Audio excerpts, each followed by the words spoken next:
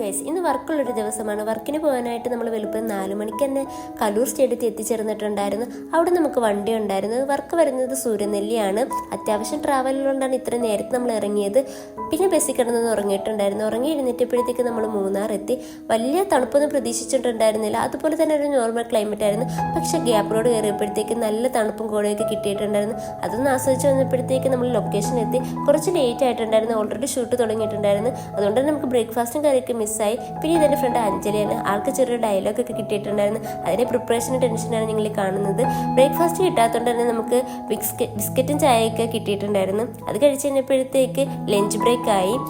Lunch കഴിച്ച് കഴിഞ്ഞപ്പോഴത്തേക്ക് ക്ലൈമറ്റൊക്കെ ആകെ മൊത്തത്തിൽ മാറി. നല്ല കോടിയും തണുപ്പൊക്കെ ആയി. സഹിക്കാൻ വയ്യാത്ത തണുപ്പായി. ഒരു ചൂട് ചായക്കൊക്കെ വേണ്ടി നമ്മളിങ്ങനെ കൊതിച്ചിരുന്ന്.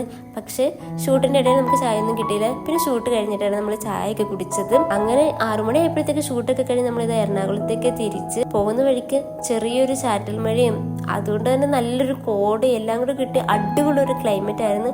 പിന്നെ അടിമാലി എത്തിയപ്പോഴത്തേക്ക് നമ്മളൊരു സ്നാക്സ് കഴിക്കാനൊക്കെ ആയിട്ടൊന്ന് വണ്ടി നിർത്തിയിട്ടുണ്ടായിരുന്നു. ഇതിൻ്റെ ഓപ്പോസിറ്റുള്ളൊരു ചോക്ലേറ്റ് കടയായിരുന്നു. അവിടെ നമ്മൾ കുറച്ച് ചോക്ലേറ്റും വാങ്ങിച്ച് അതോടെ ഇന്നത്തെ വിശേഷങ്ങൾ കഴിഞ്ഞു ഗൈസ്.